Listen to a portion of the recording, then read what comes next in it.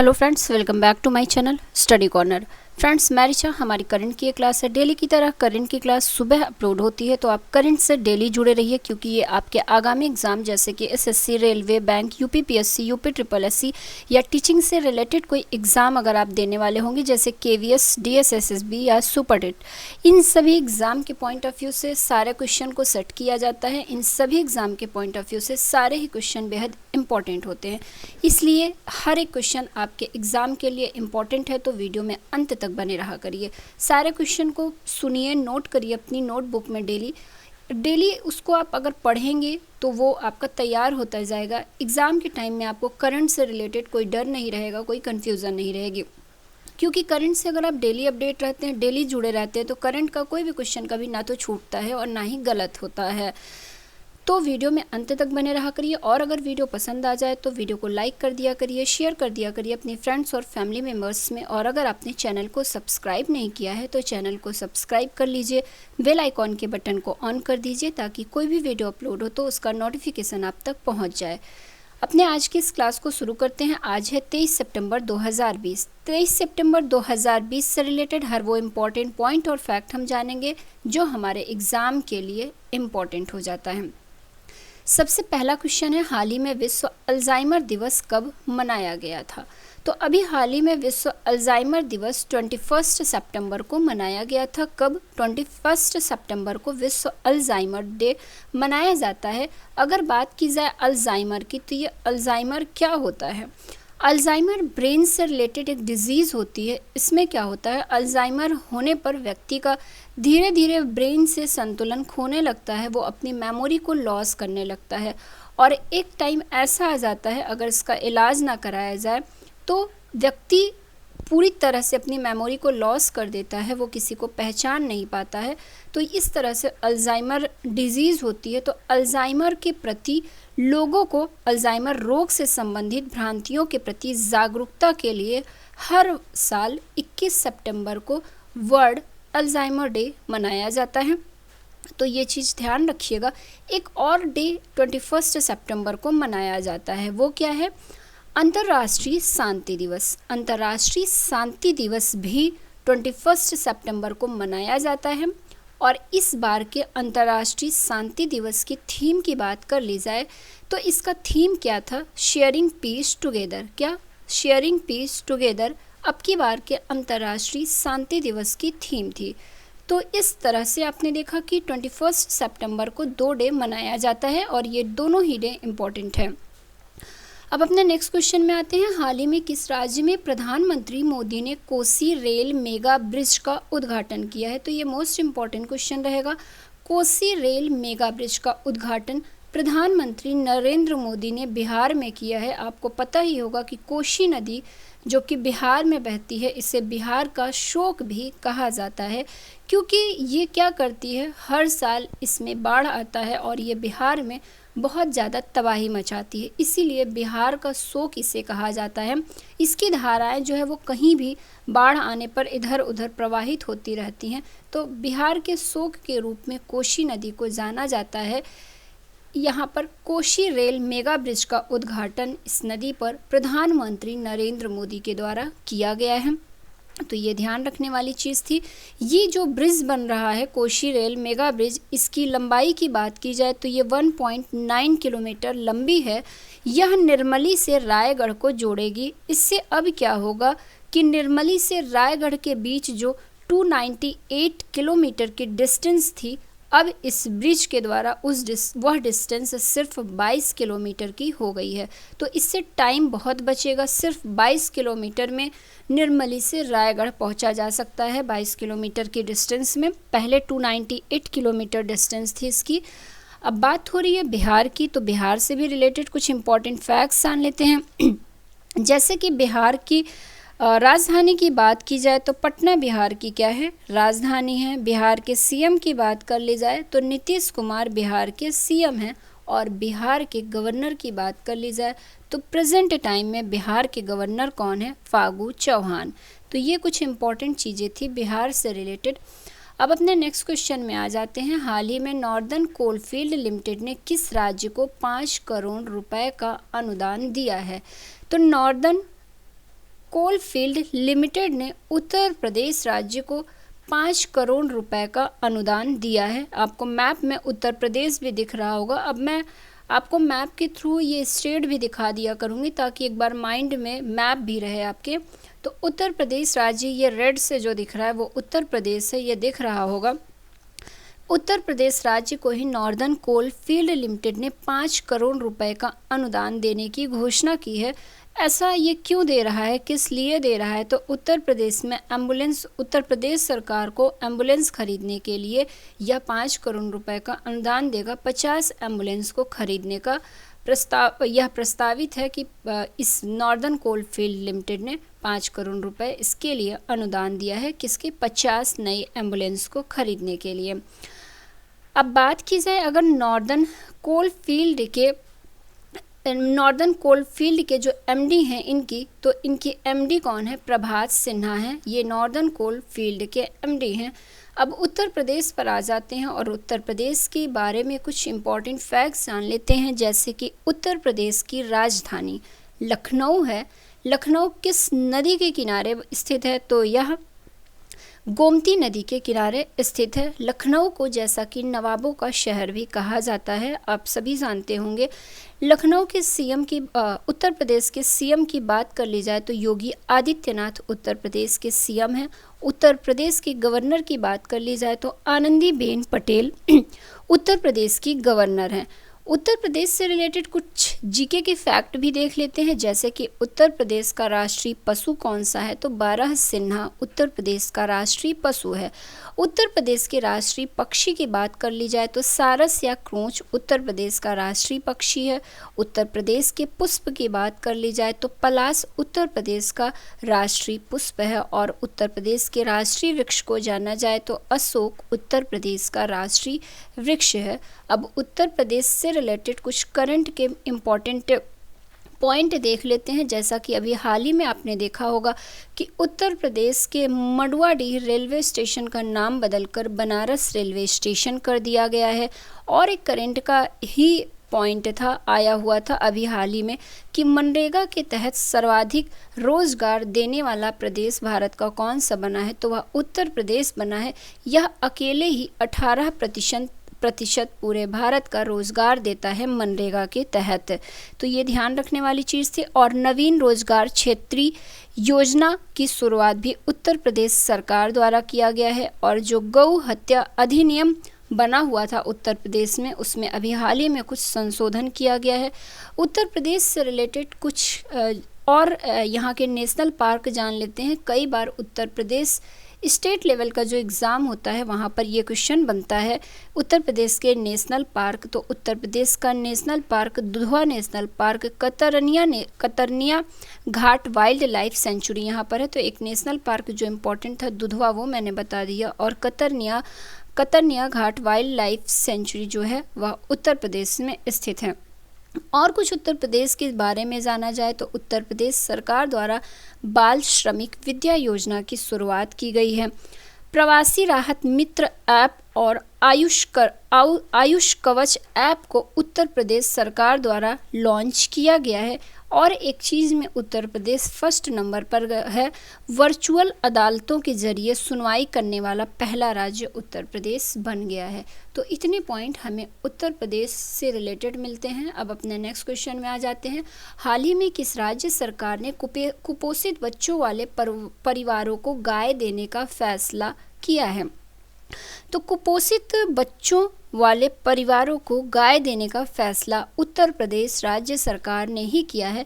अब उत्तर प्रदेश में किसी भी परिवार का कोई बच्चा, अगर गरीब परिवार का कोई बच्चा कुपोषित पाया जाता है तो उस परिवार को गाय दिया जाएगा एक। और अगर वो परिवार गाय को पालने में सक्षम नहीं है तो उसके खान पान के लिए, उसके पालन पोषण के लिए 30 रुपये पर डे के हिसाब से उस परिवार को दिया जाएगा। ऐसा उत्तर प्रदेश सरकार ने अभी हाल ही में फैसला लिया है। उत्तर प्रदेश से रिलेटेड ऊपर हमने पॉइंट्स देख ही लिए हैं। बाकी एक और चीज़ जो करंट से रिलेटेड था यहाँ पर जान लीजिए, वहाँ मैंने अभी नहीं बताया था। मेजर ध्यानचंद विजय पथ योजना की शुरुआत उत्तर प्रदेश सरकार के द्वारा किया गया है। उत्तर प्रदेश के जो होनहार खिलाड़ी हैं, जो कोई ना कोई अवार्ड जीते हुए हैं, स्टेट लेवल का, राष्ट्रीय स्तर का अवार्ड, उनके घरों तक मेजर ध्यानचंद विजय पथ योजना के तहत पक्की सड़कों का निर्माण कराया जाएगा। अब आगे अपने नेक्स्ट क्वेश्चन में आ जाते हैं। हाल ही में किस बैंक ने उभरते उद्यमी व्यवसाय नामक एक नया वर्टिकल स्थापित किया है? तो उभरते उद्यमी व्यवसाय नामक एक नए वर्टिकल को किसने स्थापित किया है? तो इसका राइट आंसर क्या हो जाएगा? बंधन बैंक। बंधन बैंक ने उभरते उद्यमी व्यवसाय नामक एक नया वर्टिकल स्थापित किया है। तो इसका राइट आंसर सी वाला हो जाना है, बंधन बैंक। जैसा कि आपको इमेज में भी दिख रहा होगा बंधन बैंक, तो बंधन बैंक की थीम भी यहीं पर दिख जा रही है, आपका भला सबकी भलाई, इसका थीम है बंधन बैंक का। बंधन बैंक के बारे में कुछ और चीज़ें जानी जाए तो बंधन बैंक की स्थापना 2001 में हुई थी। बंधन बैंक के हेडक्वार्टर की बात की जाए तो कोलकाता में बंधन बैंक का हेडक्वार्टर है। बंधन बैंक के सीईओ की बात कर ली जाए तो चंद्रशेखर घोष बंधन बैंक के सीईओ हैं। तो इस क्वेश्चन से हमें इतने पॉइंट मिलते हैं। अब अपने नेक्स्ट क्वेश्चन में आ जाते हैं। हाल ही में किस क्रिकेटर ने जम्मू कश्मीर में एक क्रिकेट अकादमी स्थापित करने की घोषणा की है? तो अभी हाल ही में सुरेश रैना ने जम्मू कश्मीर में एक क्रिकेट अकादमी स्थापित करने की घोषणा की है। तो इसका राइट आंसर सुरेश रैना हो जाएगा। अभी हाल ही में सुरेश रैना को एक ऑनलाइन गेमिंग प्लेटफॉर्म का ब्रांड एम्बेसडर बनाया गया है। उसका नाम क्या है? 9 स्टैक्स। इसका ब्रांड एम्बेसडर भी सुरेश रैना को ही बनाया गया है। जम्मू कश्मीर से रिलेटेड अपने हर दिन की करंट की क्लास में मैं लगभग कुछ चीज़ें डिस्कस करती हूँ, फिर से डिस्कस कर लेते हैं आज भी। जैसे कि जम्मू कश्मीर में कुछ नेशनल पार्क स्थित हैं, उनके नाम आप जान लीजिए, वो भी इम्पॉर्टेंट हो जाता है एग्ज़ाम के लिए। डचीग्राम नेशनल पार्क का संबंध कहाँ से है? तो यह जम्मू कश्मीर से है। और नेशनल पार्क एक है doctor Salim Ali national park. Doctor Salim Ali national park का संबंध कहाँ से है? तो यह भी जम्मू कश्मीर से है। अब अपने नेक्स्ट क्वेश्चन पे आ जाते हैं। बाकी जम्मू कश्मीर से रिलेटेड कल की करंट में हमने डिस्कस किया था, तो आप अपनी नोटबुक में उसको लिखे ही होंगे।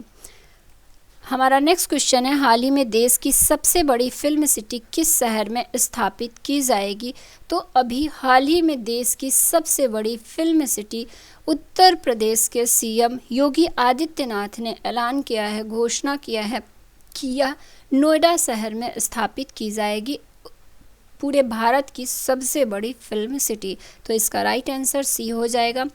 अब अपने नेक्स्ट क्वेश्चन में आ जाते हैं। हाल ही में NTRO के नए प्रमुख कौन हैं? तो अभी हाल ही में NTRO के नए प्रमुख कौन बन गए हैं? तो इसके नए प्रमुख अनिल धस्माना बन गए हैं। राइट आंसर इसका ए हो जाएगा, अनिल धस्माना। NTRO की बात कर ली जाए तो NTRO का फुल फॉर्म होता है नेशनल टेक्निकल रिसर्च ऑर्गेनाइजेशन। इसी के प्रमुख अनिल धस्माना बन गए हैं। इसके बाद इसको हिंदी की में बात कर ली जाए NTRO को, तो राष्ट्रीय तकनीकी अनुसंधान संस्थान कहते हैं। तो ये कुछ पॉइंट थे NTRO से रिलेटेड। अब अपने नेक्स्ट क्वेश्चन में आ जाते हैं, जो कि सबसे इम्पॉर्टेंट क्वेश्चन है और लगभग हर दूसरे दिन मैं GDP से रिलेटेड एक क्वेश्चन आपके सामने लेके आती हूँ, एक क्वेश्चन डिस्कस करती हूँ। तो फिर से आज कहूँगी कि एक अलग से पेज में GDP हेडिंग डालिए और जितने भी क्वेश्चन GDP से रिलेटेड हम डिस्कस करते हैं अपनी क्लास में, उसको आप एक जगह लिखते जाइए, क्योंकि यहाँ से एक क्वेश्चन पक्का आपके एग्ज़ाम में बनना ही बनना है।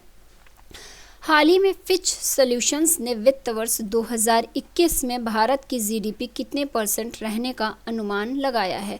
तो अभी हाल ही में फिच सॉल्यूशंस ने वित्त वर्ष 2021 में भारत की GDP -8.6% रहने का अनुमान लगाया है। कितने परसेंट? -8.6% फिच सॉल्यूशंस के अकॉर्डिंग रहना है GDP भारत की 2021 में। अब फिर से हम सारी GDP को डिस्कस कर लेते हैं, जो कि अभी हाल फिलहाल में कंपनियों के द्वारा अनुमान लगाई गई है। जैसे कि -8.2% ए वाला जो ऑप्शन है, ये GDP केयर रेटिंग के अकॉर्डिंग 2021 की लगाई गई है। -9% की बात कर ली जाए तो क्रिसिल और S&P ग्लोबल के द्वारा ये -9% जीडीपी 2021 में लगाई गई है, अनुमानित की गई है ऐसा, और -11.5% अनुमानित जीडीपी 2021 की मूडीज़ के द्वारा लगाई गई है। तो ये 4 जीडीपी थे, उनसे रिलेटेड 6 क्वेश्चंस को हमने देख लिया है। अब आगे आते हैं और नेक्स्ट क्वेश्चन में आ जाते हैं। हाल ही में ITF ने किस कप का नाम बदलकर बिली जीन किंग कप रखा हुआ है? तो सबसे पहले तो बिली जीन किंग कप की बात कर ली जाए तो बिली जीन किंग ये कौन थी? ये अमेरिका की एक फेमस टेनिस खिलाड़ी हैं। इन्हीं के नाम पर ITF ने फेड कप का नाम बदलकर बिली जीन किंग कप को रखा हुआ है। तो बिली जीन किंग एक अमेरिका की फेमस टेनिस खिलाड़ी हैं, इन्हीं के नाम पे अब फेड कप का नाम बदलकर बिली जीन किंग कप रखा गया है। ITF की बात कर ली जाए तो इंटरनेशनल टेनिस फेडरेशन ITF का फुल फॉर्म होता है। इंटरनेशनल टेनिस फेडरेशन की स्थापना की बात की जाए तो 1930 ईस्वी में 1930 ईस्वी में इंटरनेशनल टेनिस फेडरेशन की स्थापना हुई थी। इसके हेडक्वार्टर की बात कर ली जाए तो ITF का हेडक्वार्टर लंदन में है, और ITF के प्रेजेंट टाइम में प्रेसिडेंट की बात कर ली जाए तो डेविड हेगर्टी ITF के प्रेजेंट टाइम में प्रेसिडेंट हैं। कौन? डेविड हेगर्टी। अब अपने नेक्स्ट क्वेश्चन में आ जाते हैं जो कि 11 वाला रहेगा हमारा। हाल ही में पाकिस्तान ने किस क्षेत्र को पूर्ण प्रांत का दर्जा देने का निर्णय किया है? तो अभी हाल ही में पाकिस्तान ने गिलगित बल्टिस्तान वाले क्षेत्र को पूर्ण प्रांत देने का दर्जा दिया है, कि निर्णय लिया है। तो इसका राइट आंसर गिलगित बाल्टिस्तान हो जाएगा। ये क्षेत्र काफ़ी हमेशा क्या होता है, हाईलाइट रहता है, भारत और पाकिस्तान के बीच विवादित ये क्षेत्र है, समझ लीजिए गिलगित बाल्टिस्तान का क्षेत्र। इसी क्षेत्र को जिस पर कि अभी पाकिस्तान का अधिकार है, पाकिस्तान ने इसको पूर्ण क्षेत्र पूर्ण प्रांत का दर्जा देने का निर्णय लिया है। तो आपको इमेज में दिख रहा होगा ये पाकिस्तान है, ये भारत का बॉर्डर है, यहाँ से दिख रहा होगा, और ये इंडियन ये POK है, पाक अधिकृत पाकिस्तान ये वाला है, और ये भारत का कश्मीर है यहाँ पर। इसी से सटा हुआ POK से सटा हुआ ही गिलगित बल्टिस्तान का इमेज यहाँ पर आपको दिख रहा होगा। ये वाला एरिया ऊपर वाला जो है ये है गिलगित बल्टिस्तान का एरिया। तो इसी को पाकिस्तान ने पूर्ण प्रांत का दर्जा देने का निर्णय लिया है। पाकिस्तान की संसद के द्वारा ऐसा निर्णय लिया गया है। अब बात हो रही है पाकिस्तान की, तो पाकिस्तान से रिलेटेड कुछ इंपॉर्टेंट फैक्ट्स जान लीजिए, जैसे कि पाकिस्तान की कैपिटल इस्लामाबाद है। पाकिस्तान की करेंसी की बात कर ली जाए तो पाकिस्तानी रुपया पाकिस्तान की करेंसी है। पाकिस्तान के PM की बात कर ली जाए तो क्रिकेटर इमरान खान पाकिस्तान की प्रेजेंट टाइम में प्राइम मिनिस्टर है, और पाकिस्तान की प्रेसिडेंट की बात कर ली जाए तो आरिफ अलवी पाकिस्तान के प्रेजेंट टाइम में प्रेसिडेंट हैं। अब कुछ GK से रिलेटेड पाकिस्तान और इंडिया का करंट देख लीजिए, जैसे कि भारत और पाकिस्तान को डिवाइड करने वाली लाइन को क्या कहते हैं? तो उसे रेड क्लिफ लाइन कहते हैं। क्या? रेड क्लिफ लाइन भारत और पाकिस्तान को डिवाइड करने वाली लाइन को कहते हैं। अब यहीं पर भारत और चाइना की बात कर ली जाए, जैसा कि आपको इमेज में दिख रहा होगा ये पूरा भारत वाला क्षेत्र है और इधर वाला चाइना वाला क्षेत्र है। तो भारत और चाइना को डिवाइड करने वाली लाइन को क्या कहते हैं? मैकमोहन लाइन कहते हैं। यहीं पर पाकिस्तान और अफ़गानिस्तान, आपको अफ़गानिस्तान भी यहाँ पर दिख रहा होगा, और इधर क्या है? पाकिस्तान है। तो पाकिस्तान और अफ़गानिस्तान को डिवाइड करने वाली लाइन को क्या कहते हैं? डूरंट लाइन कहते हैं। US और कनाडा की बात की जाए तो US और कनाडा को डिवाइड करने वाली लाइन को क्या कहते हैं? 49th पैरेलल लाइन कहते हैं। और नॉर्थ कोरिया और साउथ कोरिया को डिवाइड करने वाली लाइन को क्या कहते हैं? तो 38th पैरेलल लाइन कहते हैं। तो इतने पॉइंट कुछ थे, GK से रिलेटेड भी मैंने यहीं पर आपको बता दिया है। ऐसी चीज़ें रिवाइज होती रहेंगी तो अलग से आपको GK भी नहीं पढ़ना पड़ेगा। अब हमारा लास्ट क्वेश्चन आज की करंट का रहेगा। हाल ही में एलिजाबेथ केरकर का निधन हुआ है, वे कौन थी? तो अभी हाल ही में एलिजाबेथ केरकर का निधन हुआ है, ये कौन थी? तो ये एक इंटीरियर डिज़ाइनर थी एलिजाबेथ केरकर। इनका अभी हाल ही में निधन हुआ है। अब ये क्यों इतनी फेमस हैं, तो एलिजाबेथ केरकर, आपको पता होगा कि मुंबई में जो ताज होटल है जिस पर कुछ सालों पहले हमला हुआ था, तो उसी ताज होटल की इन्होंने डिज़ाइन तैयार की थी, इंटीरियर डिज़ाइन किया हुआ था। तो इस तरह से ये फेमस हैं एलिजाबेथ केरकर, जिनका अभी हाल ही में निधन हो गया। तो फ्रेंड्स, ये हमारी आज की क्लास थी करंट से रिलेटेड। सारे ही क्वेश्चन बेहद ही इम्पॉर्टेंट होते हैं और आपके एग्ज़ाम के पॉइंट ऑफ व्यू से सेट किए जाते हैं।